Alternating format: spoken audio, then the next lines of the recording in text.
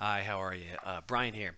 So in the forums, after I've posted my BRR calculator here, I've had lots of folks ask me for a video explaining how the heck this thing works. And in order to get people there, I was hoping I could walk through this real quickly here. I'm not going to go through every single field, but I do want to share this with you. So right now what you should see is the BRR calculator 1.3.8. That's what you can download off of Bigger Pockets. And what I have is basically everything zeroed out. I've done nothing to it at this point. I will walk through a real life example here. There's basically two tabs to the calculator. There's the main calculator, which has all your inputs, all your house variables, and your loan variables, and then that should kick out your outputs, which has a bunch of KPIs. The idea behind this is I want to be able to take something that a wholesaler sends me and be able to quickly analyze it in my head. Great, looks decent. Then pop it into here. I can usually do these in about a minute, 2 minutes maybe max, and it can quickly give me some stoplights, green, green, yellow, red, and I can figure out what makes sense and if I need to press forward. In this example, I am going to just kind of use the default values that the wholesaler gave me. Some wholesalers are better than others with their comps and their estimates, etc. So always validate your numbers. In this case, I'm just going to kind of take it at its word here. Okay, so with that, let me go ahead and bring one up. So here's a wholesale. This is an actual wholesale deal in the Plainfield, Indiana area. What I'm going to do first is I'm going to go ahead and copy it. I'm going to paste in the property address because I love to be able to track these things. I always save a version of it with the address name. And then I'm going to get into the inputs. Inputs are real simple, right? Everything that's bold, those are fields that you should probably be editing or considering editing. So those are the top ones here. Actual offer price is something that you can overwrite. Generally, the others are going to be fields that are being calculated. So if you see one that's not bold, that means there's a calculation there. So you generally don't want to mess around with that. You can, but just know that you're going to overwrite the formula. So list price. First thing here, you'll see he's selling it here for $52,500. Let's go ahead and drop that in. So $52,500. Rehab costs. Some wholesalers are really good at this and they give you numbers. Some just give you an idea. Of course, I always validate this with my contractor, but let's just go ahead and pull this up here. So the estimated rehab's 13,500. Paint, water heater, flooring fixtures. Fantastic. Let's just go with it for now to see what it looks like. Now, with rehab in mind, note that sometimes rehab or your wholesalers and the deals you find are not always accurate. There's always problems that you can find in the walls, etc. But just in general, maybe someone's always a little low. Well, you could always go ahead and account for that and do the rehab contingencies. So let's just say we know this wholesaler can be a little low. Let's go ahead and add 15% to that. So what that is doing is it's basically making your rehab costs higher. You can edit it here, or you can add this contingency in. Now, in the case of this rehabber, I know he's very solid. Or sorry, this wholesaler, I know he's very solid in his numbers. So I'm just going to go ahead and leave that at 0%. No contingency at this point until we do our inspection and go through it. Okay, so next we have to do our ARV. So the ARV at this point is showing 99.9. Again, we would always validate this stuff, but let's just go with it for now. And then the rent. So it's showing rent here of $1,000. Fantastic. Let's drop 1,000 in. And at that point, we've basically filled out everything on the left side, and I'll go through this in a little bit here. Uh, what we need to then do is kick over to the expenses side and figure out what the heck this thing's going to cost on a month-to-month basis, right? So you'll see some things are auto-calculated. Vacancy, I do everything as a percentage of the rent, so 8%, 10%, 10%. This may not be applicable for your market. I'm very conservative when it comes to maintenance CapEx. I'm always putting reserves away for that new roof, the HVAC, whatever it may be. Your mileage may vary here.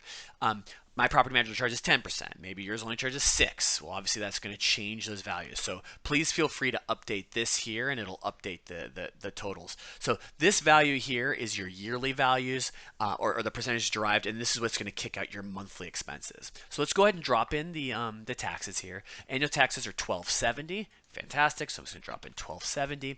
Insurance. I'm just going to put a swag in here. I actually have a blanket policy. I can get my insurance fairly inexpensively, and I know exactly how much it's going to cost me for every property I add. But in this case, we just know the Indy area, the age of this house, etc. 1,500 square foot. It's about $700 a year. Okay, so that's our annual. So now what you'll notice is it kicks out your monthly costs, it adds it up, and that's your monthly expenses.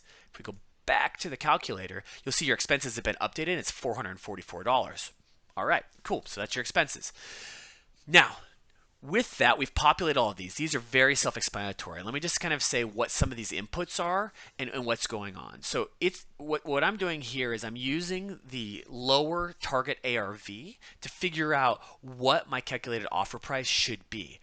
It's going to do the list price if it comes up with something higher than the list price. So it probably kicked out and said you could pay $65,000 for this house, but why if you can get it for 52.5, so it defaults to 52.5. If I lower this ARV, what you'll notice is I'll do 70,000. It all of a sudden will give me a different calculated offer price. Now it's dropped down to 39, basically saying you can't give the wholesaler the full amount they need. You can only give them 39 based off the fact that the ARV has lowered. Or vice versa. Whoa, that's a little bit expensive for Indianapolis.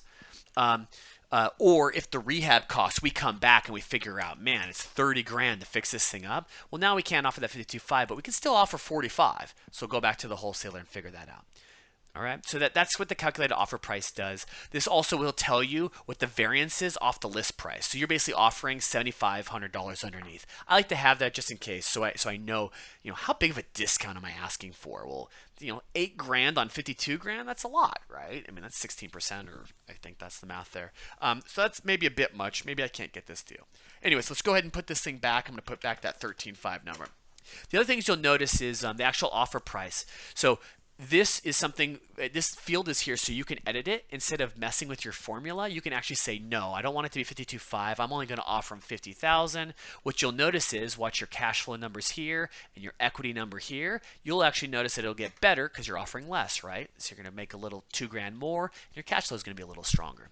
But anyways, I'm going to go back and I'm going to offer full price because I think the wholesaler is already bringing me a killer deal. I want to turn this around quickly, get this under contract, and get moving forward.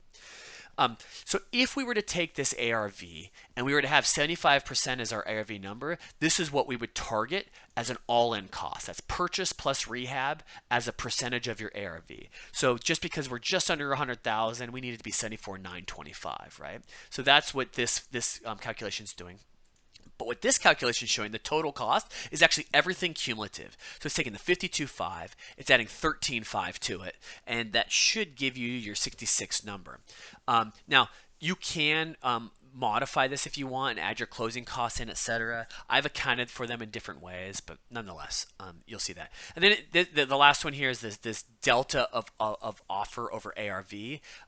It will actually then give you, how much are you over what you should be targeting, or how much are you under. In this case, we're $9,000 under what we should be targeting. Fantastic news. That's why we have greens across the board. I should probably do another example that's not like this amazing. But anyways, this is a real deal. It's a good deal and one to hop on right away.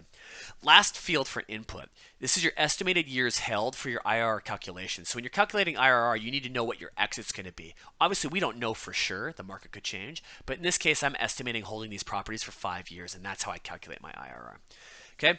On the loan variables, I'm targeting an ARV of 75%. I do have a drop down to pick 70% if you want. You can just override it if you need to. There's a data validation. You can pick what kind of bridge loan types you have, what percentage you're paying for the bridge loan, what your conventional is going to cost you, what the term is. So you can drop this down to a 15, 10, 20-year terms if you got a portfolio loan. That'll give you a good idea of this, and it'll actually impact this second one. So the first cash flow here is basically when you have the bridge in place. So when you're just doing an interest loan, what is your cash flow going to be? The second one is after you've refied. So post refi into a conventional and or portfolio loan. Well, I guess it can't be and. Portfolio or conventional loan, you're going to get your $212 cash flow here.